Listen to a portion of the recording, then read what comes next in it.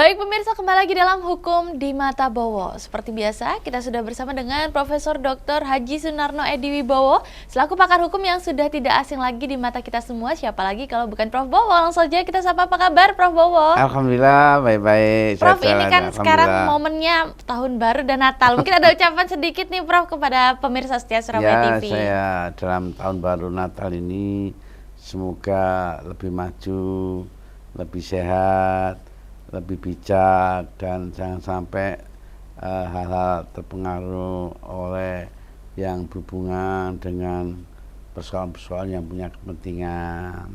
Contohnya, baik politisi-politisi ini kan punya kepentingan pada rakyat, seharusnya harus memang benar-benar dihindari, karena semua itu sudah cerdas. Kenapa cerdas? Nah, cerdasnya itu melihat Hukum di Mata Bowo di Surabaya TV. Oke, ini baru pembukaan untuk harapan tahun baru udah sental-sentil kemana-mana nih Bro. Cerdas ini. Jadi sekarang dicerdaskan ya. Oke, selalu dicerdaskan dengan adanya program Hukum di Mata Bowo yang hadir setiap hari Jumat jam 8 malam hanya di Surabaya TV. Betul ya Prof ya? Alhamdulillah, Prof, betul sekali. Kali ini topik kita luar biasa menarik sekali. Ada kabar terbaru dari Mahkamah Konstitusi. Tepat hari Kamis kemarin Prof, masih fresh banget. MK itu menghapus ketentuan ambang batas pencalonan presiden dan calon wakil presiden atau presidential threshold. MK menegaskan setiap partai politik peserta pemilu berhak mengusulkan pasangan calon presiden dan calon wakil presiden. Putusan MK ini menghapus aturan tentang sebelumnya menyatakan bahwa pasangan calon yang diusulkan oleh partai politik atau gabungan partai politik peserta pemilu yang memenuhi persyaratan perolehan kursi paling sedikit 20% dari jumlah kursi DPR atau memperoleh 25% dari suara sah secara nasional pada pemilu anggota DPR periode sebelumnya. Nah, sebagai pakar hukum, Prof menanggapi putusan MK ini seperti apa nih, Prof? Sebetulnya ini sudah 32 kali baru diputus kemarin kedua ya. Nah, ini putusannya nomor 62 PPU 22 tahun 2024. Isinya menghapus pasal 222 Undang-Undang Nomor 7 tahun 2013 tentang pemilu, yaitu ambang batas. Tadi sudah disebutkan ya, presiden threshold. Dalam arti ini presiden threshold itu ketika hubungannya dengan kalau dulu 20% sampai 25%, berarti ada bunga-bunga. Nah, kenapa? Karena di dalam pasal 6A Undang-Undang Dasar 45 Konstitusi itu, calon presiden dan wakil presiden ayat 4-nya itu nggak seperti dulu lagi. Jadi setiap partai kalau nggak ada ambang batas bisa untuk mencalonkan presiden. Tapi memang pemilihan umum persyaratannya kan susah kan. Partai-partai itu harus ada yang memang verifikasi untuk semua di negara kesatuan Republik Indonesia, itu semua kan harus memenuhi apa? Memenuhi apa yang disampaikan di dalam hal-hal tentang partai-partai. Oke.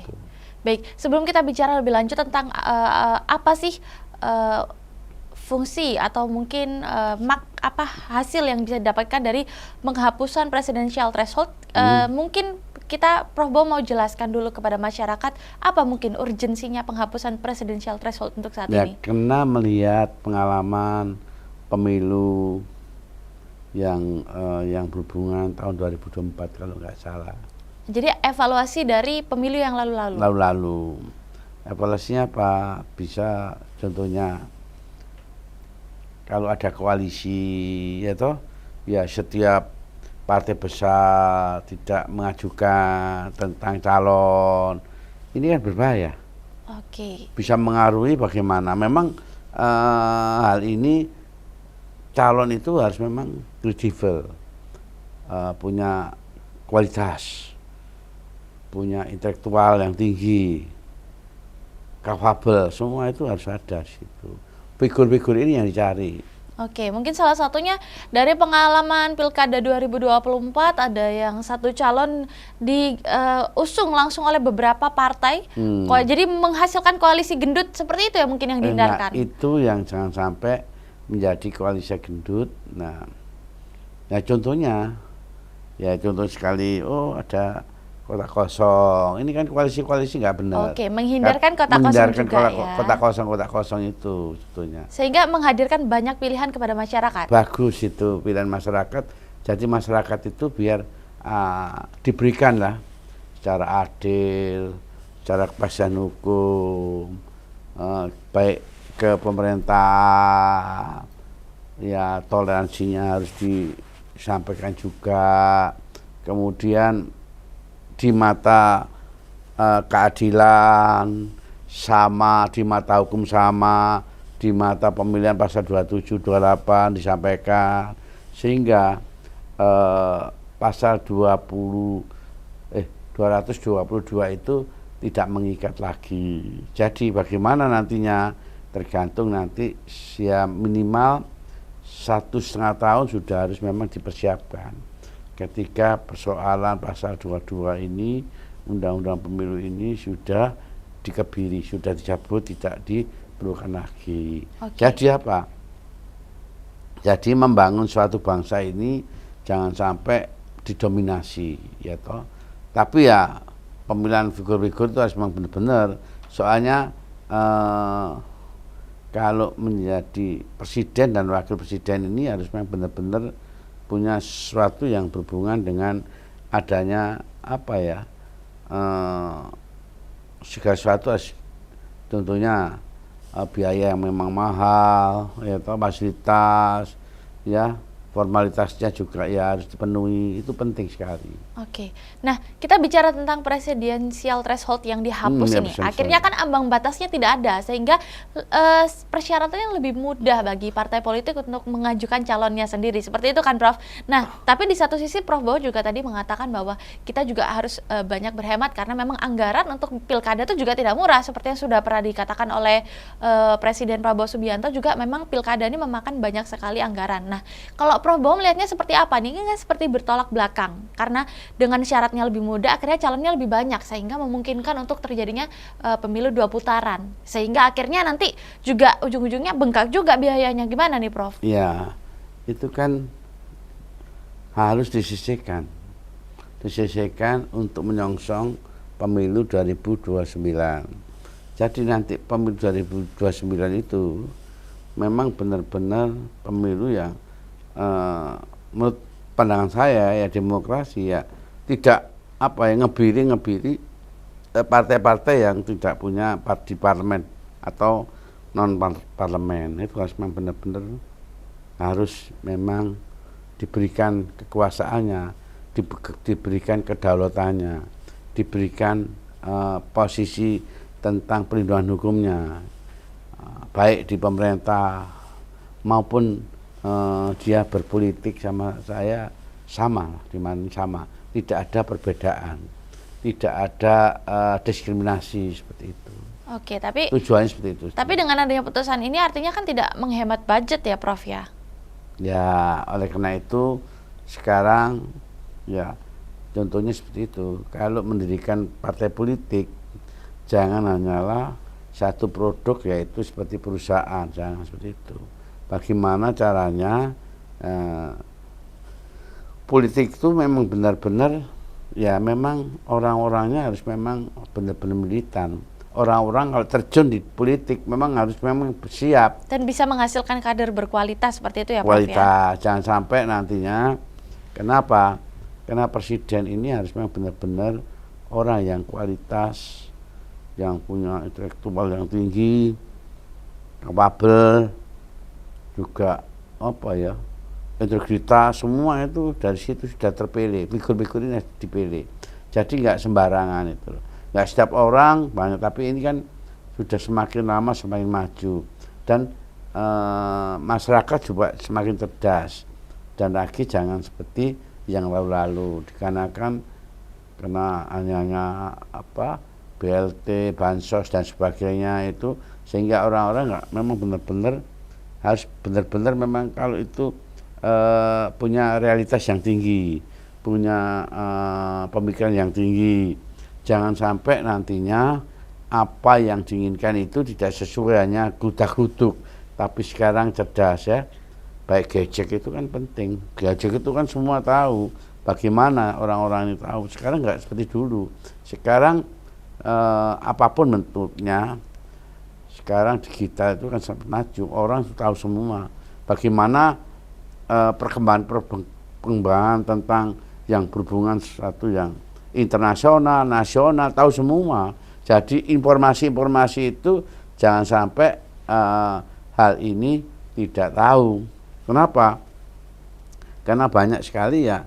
Contohnya baru-baru ini ada semacam ya, ada berita ya, ketika ada hubungannya tentang presiden, ada koruptor dan sebagainya, itu kan kena informasi juga, investigasi juga. Jadi sekarang nggak boleh main-main. Kenapa?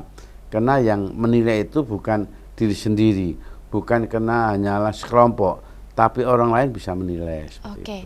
Baik Prof, seperti yang dikatakan salah satu putusan dari MK itu adalah salah satunya setiap partai politik nanti harus mencalonkan calonnya dari kadernya masing-masing. Apabila tidak nanti terkena sanksi. Nah ini tanggapan Prof seperti apa? Tapi tahan dulu karena kita akan kembali setelah yang satu ini. Tetap bersama kami di Hukum di Mata Bowo.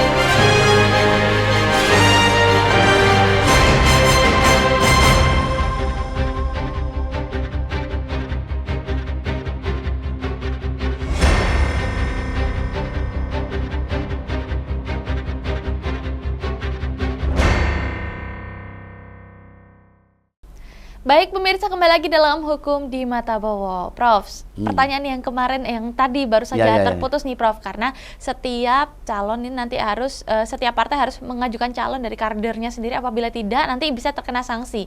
Kalau Prof Bowo melihatnya seperti apa? Apakah ini positif atau justru sebaliknya? Mengingatkan di Pilkada tahun lalu memang banyak kotak kosong nih Prof. Gimana? Ya itu benar itu. Jadi kalau dia nggak, kadernya ya nggak ngajukan, kena sanksi, tidak bisa ngikuti pemilu yang akan datang.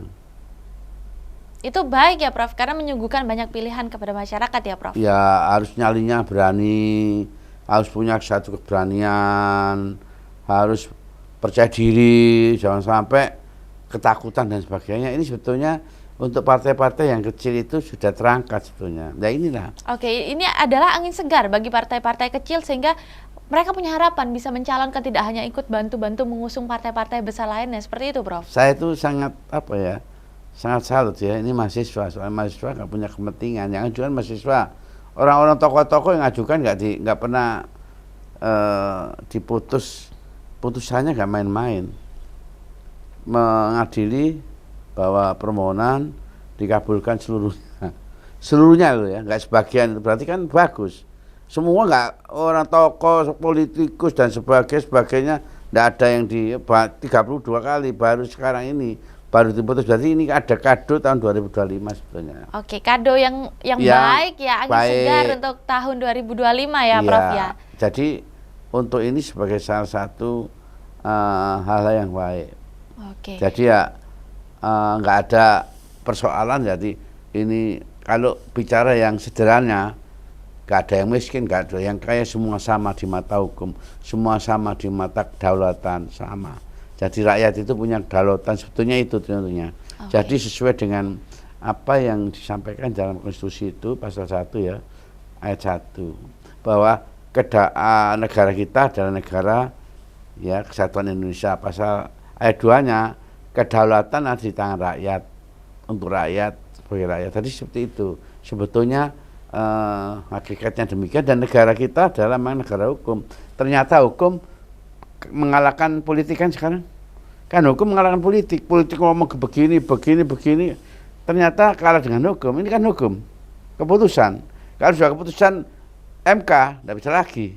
Contohnya kayak putusan 90, apapun tidak bisa lagi. Mau diapakan?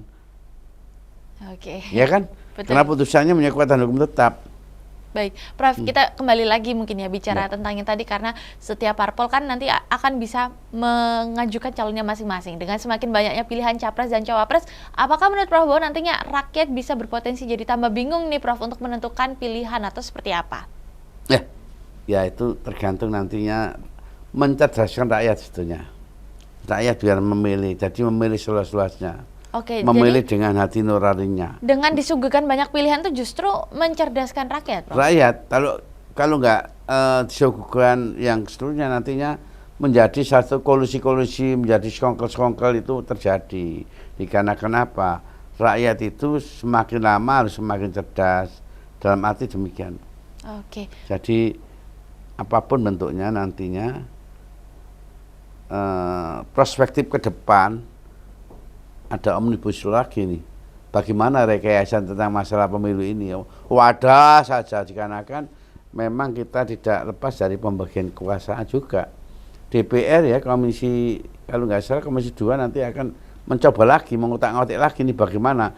Tapi keputusannya ini sudah mengikat banding. Oke, baik. Prof, apakah artinya rakyat harus cerdas untuk cari tahu kualitas calonnya kalau memang disuguhkan dengan banyak calon? Ya, makanya itu Presiden Jokowi itu saya juga apa yang disampaikan itu semua itu untuk kepentingan rakyat. Pertama adalah tentang masalah yang berhubungan kalau rakyat itu nggak sejahtera, kecerdasan nggak ada. Rakyat itu nggak punya rumah, nggak akan ada negara maju sebetulnya. Negara kita diinginkan untuk maju. Contohnya proyek-proyek yang strategis untuk direm dulu. Untuk apa? Untuk kepentingan rakyat. Contohnya apa? Ya pangan dulu gitu. Pangan, papan itu kalau nggak salah dari 2 itu yang memang sampai IKN belum tentu IKN nanti jalan. Di apa? Dikhususkan untuk rakyatnya. Contohnya papan itu kan berarti rumah. Makan ada makan, kalau saya ada makan siang dan sebagainya, ya kan ada susunan sebagainya, bagus sebenarnya. Itu bagus. Jadi kalau anak-anak dikasih yang berhubungan dengan, mohon maaf ini, saya sendiri ngalami ilustrasi ya, saya sampaikan dengan demikian. Ketika nggak dikasih ya asupan tentang masalah vitamin susu, tentang makan nggak begitu ya, makan sekadarnya ya sambal, sayur dan sebagainya, panas untuk berpikir saya dulu. Pengaruh ya Prof ke kinerja otak dan semangat kita. Iya, saya senang saya mulai sejak sejarah saya itu bagus ini. Saya bagus itu kalau itu sampai terjadi bagus. Tapi saya melihat saja nanti di tahun-tahun ini sudah tahun 2025 bagaimana misi dan visinya itu. Yang penting adalah semua sama bisa untuk ya kepentingan rakyat bisa anak-anak itu bisa sekolah sehingga maju. Kalau negara itu semua ya sekolah cerdas ya, itu nantinya bisa diajak berpolitik, diajak apapun bisa apa berpikir rasional, maksud saya demikian. Artinya menurut Prof bahwa dengan adanya salah satunya mungkin program makan siang bergizi ini adalah salah satu bekal yang disiapkan oleh mungkin Presiden Prabowo dan jajaran pemerintahnya untuk mempersiapkan anak-anak generasi muda ini untuk menjadi pemimpin di masa depan. Di masa depan. Jadi pemimpin masa depan itu harus ada kecerdasan. Jangan sampai pemimpin di masa depan itu ya mohon maaf nggak bisa apa-apa, kan kasihan. Soalnya menjadi pemimpin itu benar-benar dia punya suatu intelektual yang tinggi, suatu kualitas yang tinggi, suatu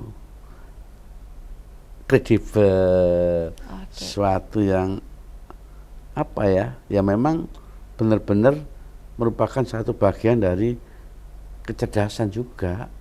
Jadi kalau nggak cerdas, apalagi zamannya sudah maju, nanti tertinggal akan persoalan-persoalan dengan digulung suatu zaman. Oke, baik Prof, kita kembali ke topik ya Prof. Salah satu alasan disahkannya putusan MK ini karena kan ambang batas pencalonan presiden dinilai membatasi pilihan rakyat untuk memilih calon pemimpin.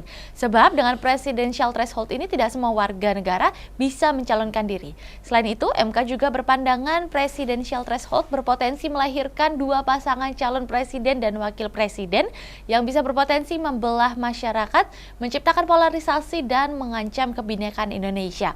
Apakah Prof Bowo setuju dengan hal ini atau mungkin punya pendapat lain? Apapun bentuknya, ini sudah keputusan. Kalau putusan nggak bisa diapa-apakan. Dan Prof Bowo termasuk bagian yang sepakat dan mendukung nggak dengan keputusan ini? Saya mendukung. Mendukungnya apa?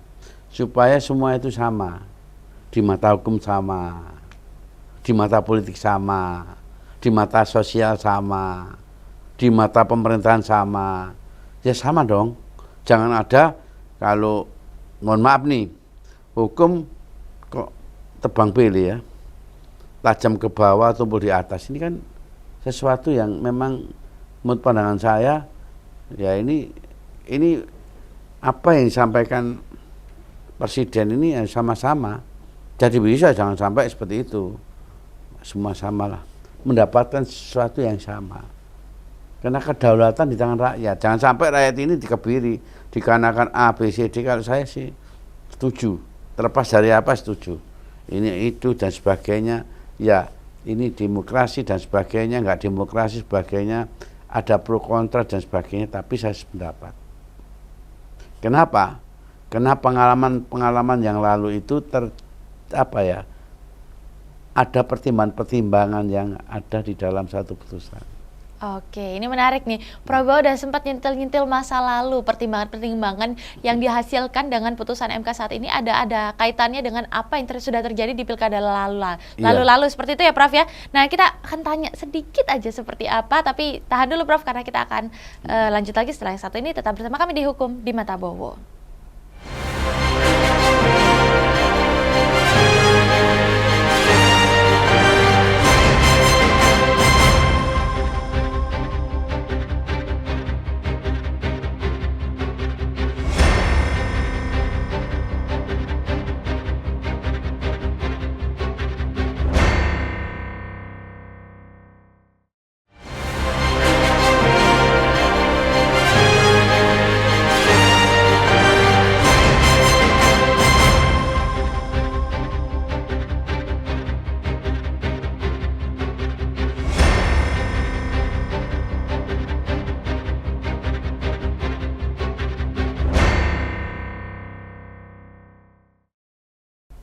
Baik pemirsa, kembali lagi dalam Hukum di Mata Bowo. Prof, tadi Prof Bowo sudah sempat singgung ya dengan adanya keputusan MK untuk menghapuskan presiden threshold ini katanya ada kaitannya dengan hal-hal yang sudah pernah terjadi di pilkada lalu ini. Mungkin boleh sebutkan sedikit aja nih Prof. Apa Prof kira-kira yang menjadi evaluasi sehingga melahirkan putusan MK yang saat ini? Melahirkan nomor 90. Nomor 90 kan melahirkan itu. Melahirkan akhirnya apa? Ada dissenting opinion 4-4, tapi Anwar Usman. Kemudian sama itu ada hal yang sehubungan dengan sebetulnya nggak netral dalam arti untuk putusan. Oh iya, putusan ini supaya ini sebetulnya MK ini biar itu menghapus luka yang lama, menghapus sesuatu yang lama. Akhirnya ini sekarang ini, ayo sekarang saya akan buka semua. Saya akan objektif persoalan-persoalan ini. Akhirnya Anwar Usman kan dissenting opinion kan, dia nggak mau, tapi yang lainnya oke, hanya 2 saja. Tapi akhirnya nggak bisa apa-apa. Sekarang melahirkan ini demokrasi beneran ini. Nggak bisa abal-abal lagi. Berarti menurut Prof Bowo yang sekarang ada demokrasi yang sesungguhnya? Sesungguhnya. Mungkin sedikit mau mengapresiasi kinerja MK, Prof, silakan. Iya, oleh karena itu saya kinerja MK itu sebetulnya hal-hal yang dulu, ada riwayat-riwayat yang dulu, itu menghapuskan, akan netral. Jadi MK itu bukan bagian dari kekuasaan. MK itu adalah objektif. MK itu hukum yang menjadi salah satu panglimanya, bukan politik. Tapi tidak tahu nanti di politik dan dalam nanti pelaksanaannya akan diatur bagaimana. Tapi ini sudah menjadi salah satu bakunya di sini. Oke, berarti ini adalah kabar gembira ya Prof bagi demokrasi di Indonesia. Ya, alhamdulillah gembira ini, demokrasi biar seperti dulu.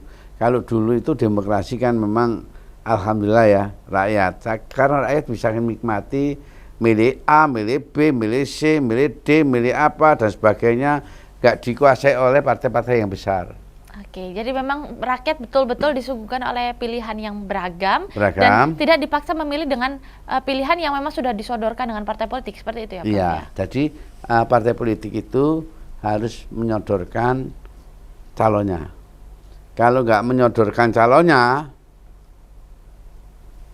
dia tidak bisa lagi untuk berikutnya sebagai pengikut pemilu. Itu yang pertimbangan ya, Prof, yang ya? memang dahsyat sekali.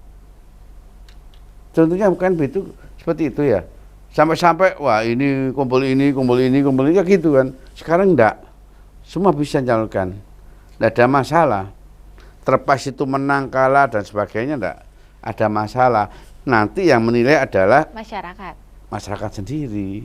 Tergantung masyarakat. Bagaimana masyarakat itu kan adil bagi saya. Oke. Jadi terbuka.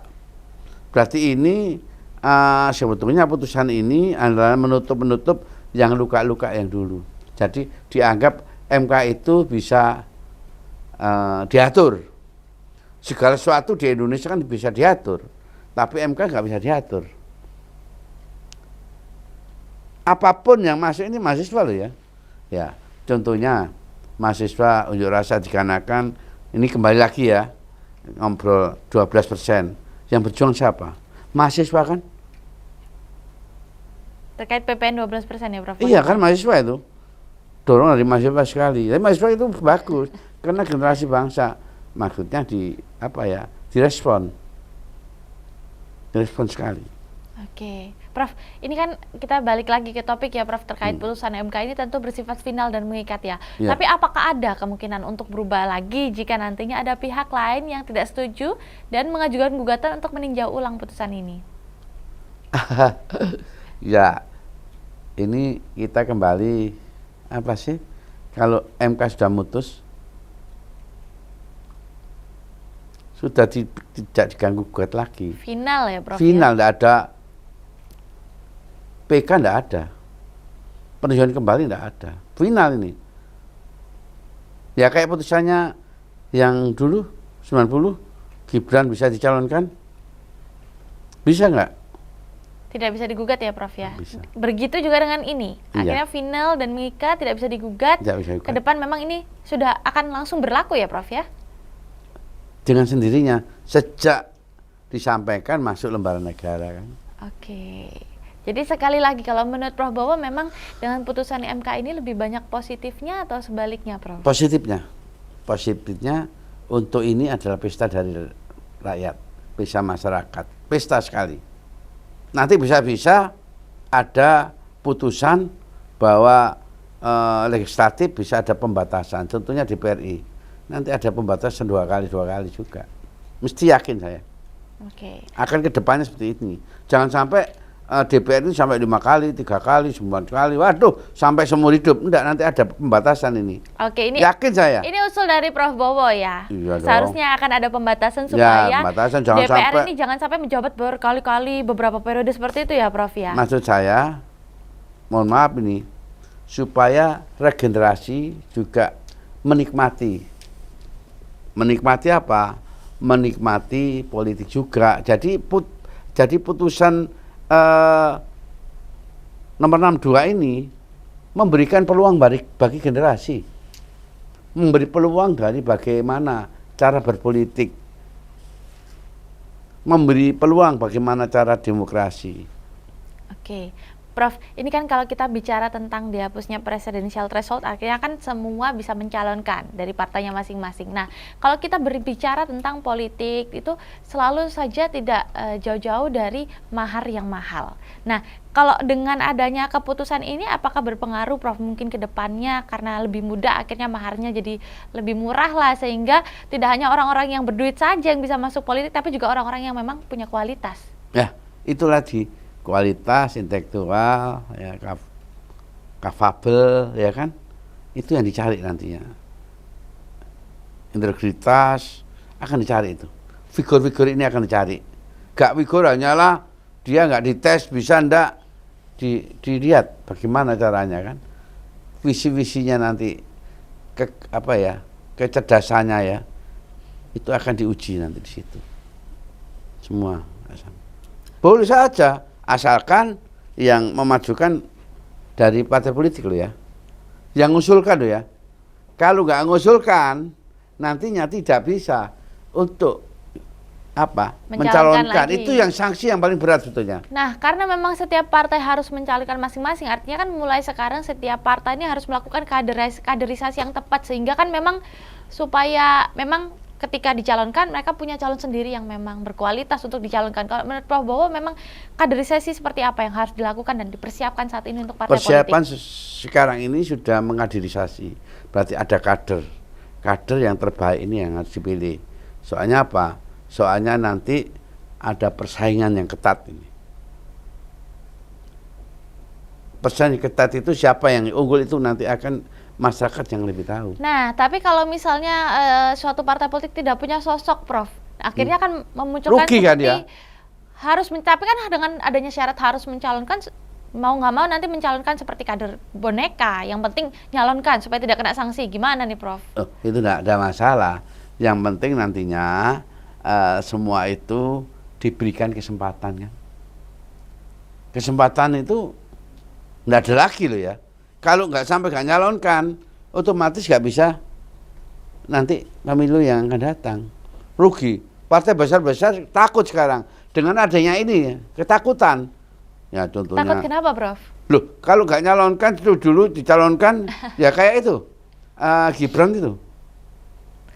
Tapi ini juga tentu jadi momok juga untuk partai-partai besar, karena mengingat kalau sudah tidak ada presidensial threshold, partai-partai kecil lainnya yang mungkin suaranya belum terlalu tinggi kan juga bisa mencalonkan. Akhirnya persaingannya semakin berat nih, Prof. Ya itu, memang perjuangan seperti itu. Indonesia sangat berjuang loh ya. Pasti kan akan ada pihak-pihak yang tidak suka nih dengan keputusan ini. Gimana, Prof?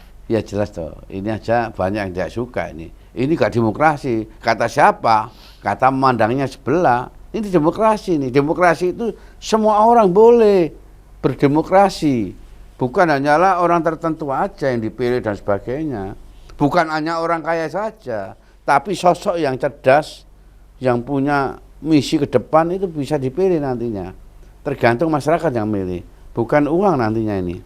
Nah, Prof, kalau Prof Bowo mengatakan keputusan ini adalah angin segar, lalu kenapa kok tidak dari dulu-dulu, Prof? Kenapa baru sekarang?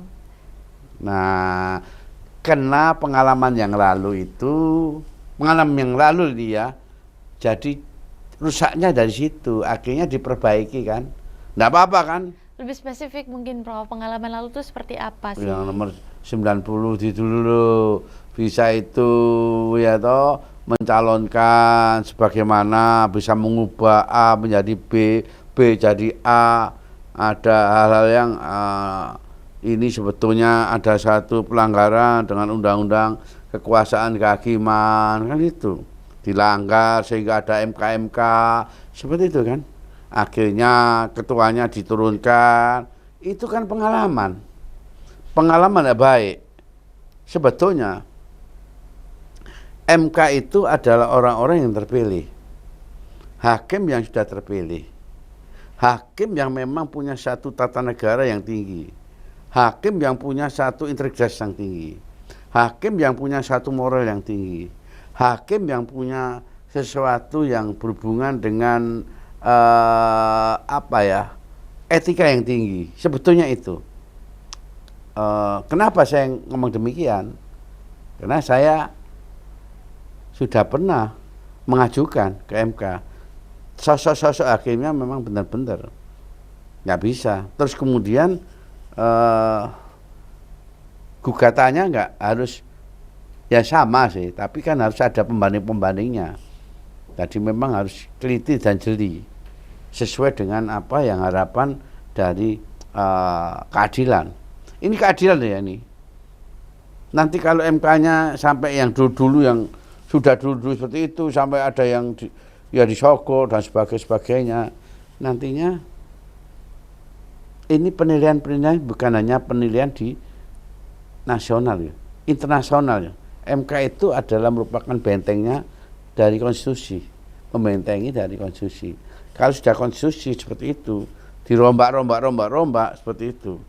Nah, pengalaman inilah sehingga nantinya menjadi sosok pemimpin itu enggak semudah membalik tangan. Memang benar-benar akan diuji, akan dinilai ya oleh masyarakat sendiri yang menilai. Nggak bisa kena punya uang dorong, ini nggak bisa sekarang. Oke, mungkin sebagai penutup Prof, apa ya lagi hal yang perlu dibenahi terkait Pilpres selain dihapuskannya presidensial threshold? Ya seharusnya memang sekarang ini sudah mulai mengadilisasi tentang masalah tokoh-tokoh, figur-figur harus memang digodok. Jadi kalau seperti itu, di samping itu anak muda sekarang nanti akan ke tahun 2029 ini kan sudah diatur. Oh, nanti saya sudah umur ya, sudah bisa milih 17 nih, oh bisa milih dan sebagainya 21, 22, 99 dan sebagainya 19 dan sebagainya bisa milih. Jadi itu nantinya sudah memberikan suatu suatu pembelajaran, suatu keilmuan, suatu intelektual dan semua itu dari situ. Sehingga apa? Sehingga nantinya memilih benar-benar adalah milih yang punya kualitas. Oke. Kualitas dan memang benar-benar yang berintegritas punya integritas ya, ya, Prof. itu. Oke. Pesan apa Prof yang mau disampaikan kepada masyarakat terkait dengan adanya putusan MK yang menghapuskan presidensial threshold ini? Ya. Nanti memilih itu harus berdasarkan rasional. Memilih itu bukan dikarenakan harus money politik gitu. Kalau dulu kan money politik ada aja dan sebagainya. Sekarang sudah lama kelamaan ini adalah merupakan satu bagian. Kalau sudah dipilih, nanti jangan sampai waduh, gara-gara milih ini ternyata saya pilih seperti ini, enggak. Itu harus memang tanggung jawab konvensi apa yang menjadi tanggung jawabnya. Harus konsekuen lah. Oh, saya pilih ini ya harus memang benar-benar. Jadi jangan sampai salah pilih. Karena sudah disajikan bahwa semua itu ada harapannya ke depan itu semakin baik daripada yang lalu-lalu seperti itu. Oke, baik. Terima kasih banyak ya Prof Bowo atas waktu penjelasan dan ilmunya kepada masyarakat dan pemirsa setia Surabaya TV. Dan tentunya kita harapkan ya di awal tahun 2025 ini segala sesuatu yang kita harapkan dari tahun-tahun lalu yang belum tercapai bisa tercapai, dan segala jalannya pemerintahan yang sudah direncanakan dengan sangat amat baik ini tentu bisa berjalan dengan lancar. Seperti itu ya Prof ya. Dan pemirsa, hukum itu tidak ada yang abu-abu, yang ada hanya hitam atau putih, dan seharusnya kita tetap percaya bahwa keadilan masih tetap ada. Terima kasih untuk kebersamanya. Saya Angel pamit undur diri. Salam Surabaya TV.